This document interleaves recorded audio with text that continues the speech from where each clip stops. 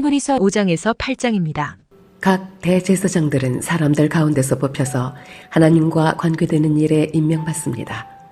그리하여 그는 사람들을 위하여 예물과 속죄의 희생 제사를 드립니다. 그는 자기도 연약함에 휘말려 있으므로 그릇된 길을 가는 무지한 사람들을 너그러이 대할 수 있습니다. 그는 백성을 위해서 속죄의 제사를 드려야 하는 것과 마찬가지로 그 연약함 때문에 자기 자신을 위해서도 드려야 하는 것입니다. 누구든지 이 영예는 자기 스스로 얻는 것이 아니라 아론과 같이 하나님의 부르심을 받아서 얻는 것입니다. 이와 같이 그리스도께서도 자기 자신을 스스로 높여서 대제사장이 되는 영광을 차지하신 것이 아니라 그에게 너는 내 아들이다. 오늘 내가 너를 낳았다. 하고 말씀하신 분이 그렇게 하신 것입니다. 또 다른 곳에서 너는 멜기세덱의 계통을 따라 임명받은 영원한 제사장이다 하고 말씀하셨습니다. 예수께서 육신으로 세상에 계실 때에 자기를 죽음에서 구원하실 수 있는 분께 큰 부르짖음과 많은 눈물로써 기도와 탄원을 올리셨습니다. 하나님께서는 예수의 경외심을 보시어서 그 간구를 들어주셨습니다. 그는 아드님이시지만 고난을 당하심으로써 순종을 배우셨습니다.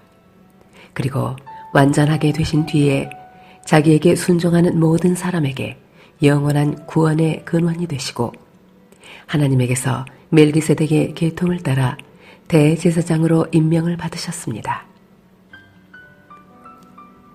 멜기세덱에 관하여는 할 말이 많이 있지만 여러분의 귀가 둔해진 까닭에 설명하기 어렵습니다. 시간으로 보면 여러분은 이미 교사가 되었어야 할 터인데 다시금 하나님의 말씀의 초보적 원리를 남들에게서 배워야 할 처지에 놓여 있습니다. 여러분은 단단한 음식물이 아니라 젖을 필요로 하는 사람이 되었습니다. 젖을 먹고서 사는 이는 아직 어린아이이므로 올바른 가르침에 익숙하지 못합니다. 그러나 단단한 음식물은 장성한 사람들의 것입니다. 그들은 경험으로 선과 악을 분별하는 세련된 지각을 가지고 있는 사람들입니다. 그러므로 우리는 그리스도교의 초보적 교리를 제쳐놓고서 성숙한 경지로 나아갑시다. 죽은 행실에서 벗어나는 회개와 하나님에 대한 믿음과 세례에 관한 가르침과 안수와 죽은 사람의 부활과 영원한 심판과 관련해서 또다시 기초를 놓는 일이 없어야 하겠습니다. 하나님께서 허락하시면 우리는 그렇게 할 수 있을 것입니다. 한 번 빛을 받아서 하늘의 은사를 맛보고 성령을 나누어 받고 또 하나님의 선한 말씀과 장차 올 세상의 권능을 맛본 사람들이 타락하면 그들을 새롭게 해서 회개에 이르게 할 수 없습니다. 그런 사람들이야말로 하나님의 아들을 다시금 십자가에 못 박고 욕되게 하는 것이기 때문입니다. 땅이 자주 내리는 비를 흡수하여 농사짓는 사람에게 유익한 농작물을 내주면 그 땅은 하나님께로부터 복을 받습니다. 그러나 가시덤불과 엉겅퀴를 내면 그 땅은 쓸모가 없어지고 저주를 받아서 마침내는 불에 타고 말 것입니다. 사랑하는 여러분, 우리가 이렇게 말하지만 여러분에게는 구원에 이르게 하는 더 좋은 것들이 있다는 것을 확신합니다. 하나님은 불의하신 분이 아니므로 여러분의 행위와 여러분이 하나님의 이름을 위하여 나타낸 사랑을 잊지 않으십니다. 여러분은 성도들을 섬겼으며 또 지금도 섬기고 있습니다. 여러분 각 사람은 같은 열성을 끝까지 나타내서 소망을 이루시기 바랍니다. 여러분은 게으른 사람이 되지 말고 믿음과 인내로 약속을 상속받는 사람들을 본받는 사람이 되어야 합니다. 하나님께서는 아브라함에게 약속하실 때 자기보다 더 큰 분이 계시지 아니하므로 자기를 두고 맹세하시고서 말씀하시기를 내가 반드시 너에게 복을 주고 복을 줄 것이며 너를 번성하게 하고 번성하게 하겠다 하셨습니다. 그리하여 아브라함은 오래 참은 끝에 그 약속을 받은 것입니다. 사람들은 자기보다 더 위대한 일을 두고서 맹세합니다. 그런데 맹세는 그들에게 모든 논쟁을 그치게 하여 주고 확정을 지어줍니다. 그래서 하나님께서는 그 약속을 상속받는 사람들에게 하나님의 뜻이 변하지 않는다는 것을 더욱 환히 나타내 보이시려고 맹세로서 보증하여 주셨습니다. 이는 앞에 놓인 소망을 붙잡으려고 세상에서 피하여 나온 사람들인 우리가 이 두 가지 변할 수 없는 사실, 곧 하나님의 약속과 맹세를 의지하여 큰 위로를 받게 하려는 것입니다.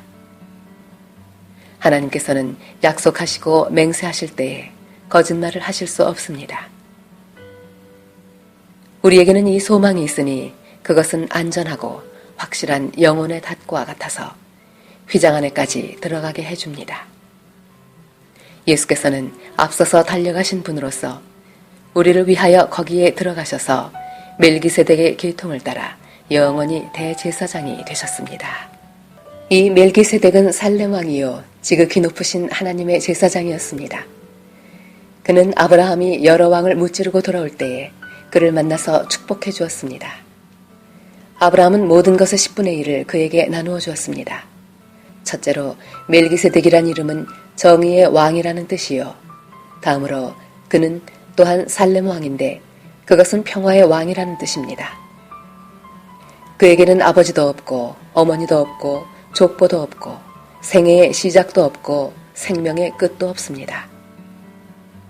그는 하나님의 아들과 같아서 언제까지나 제사장으로 계신 분입니다.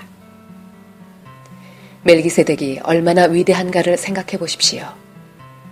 족장인 아브라함까지도 가장 좋은 전리품의 10분의 1을 그에게 바쳤습니다.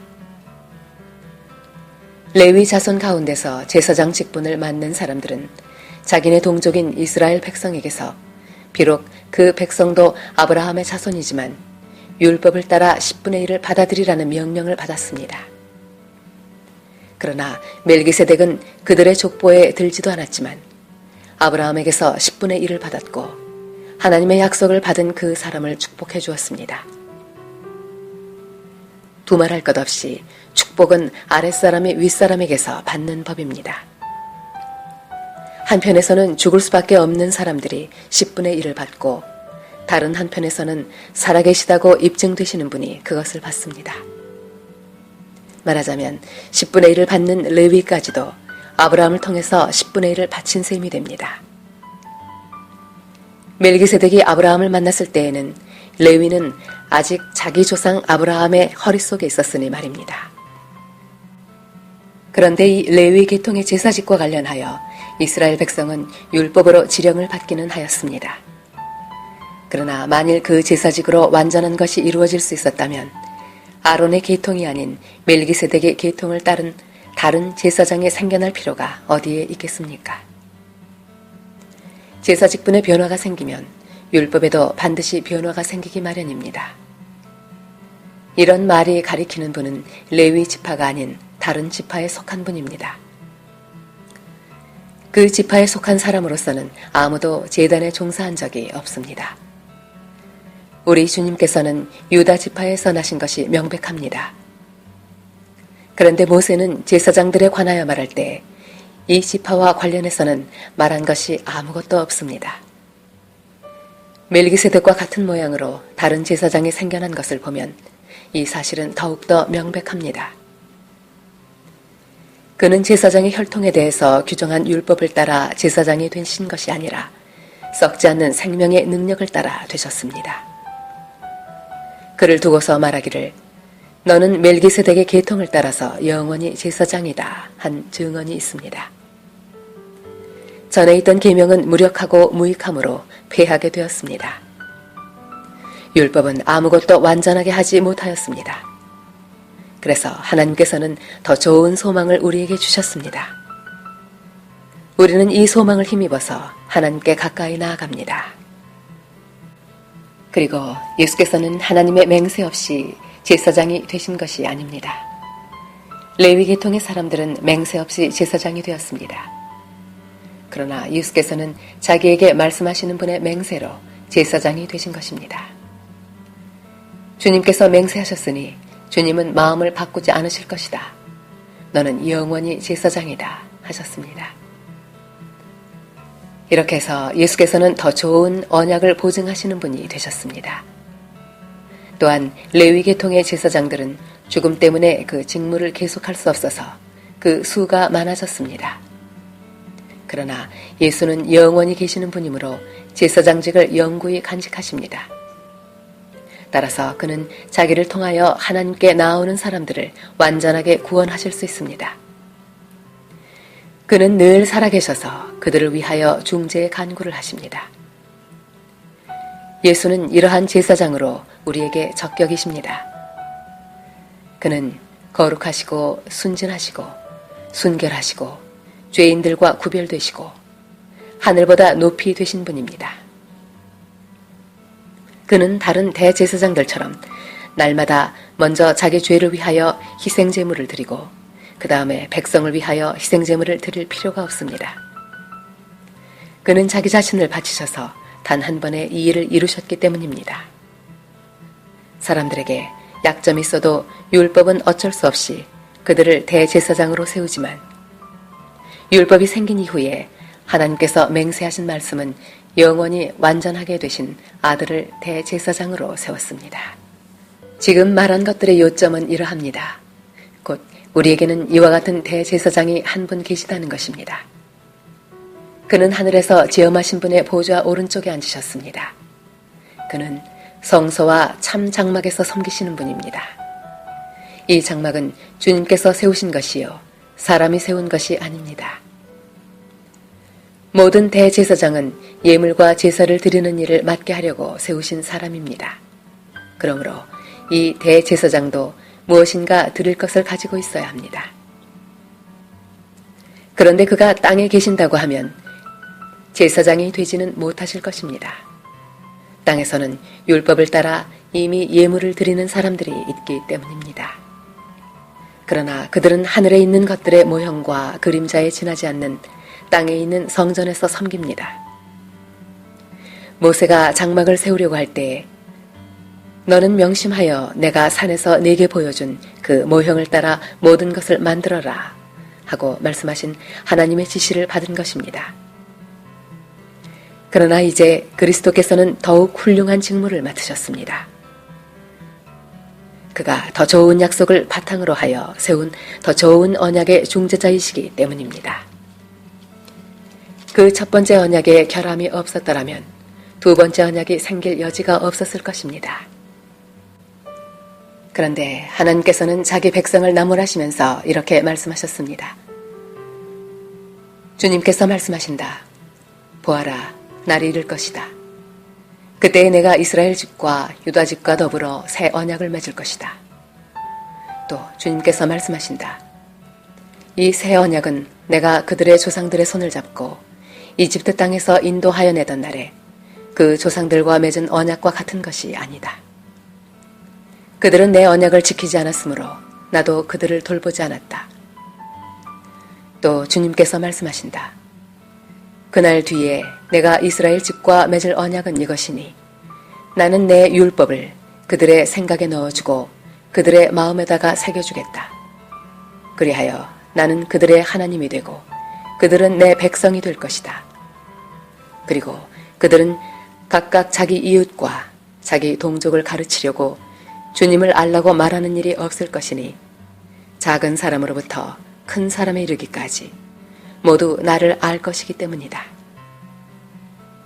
내가 그들의 불의함을 긍휼히 여기겠고 더 이상 그들의 죄를 기억하지 않겠다. 하나님께서 새 언약이라고 말씀하심으로써 첫 번째 언약을 낡은 것으로 만드셨습니다. 낡고 오래된 것은 곧 사라집니다.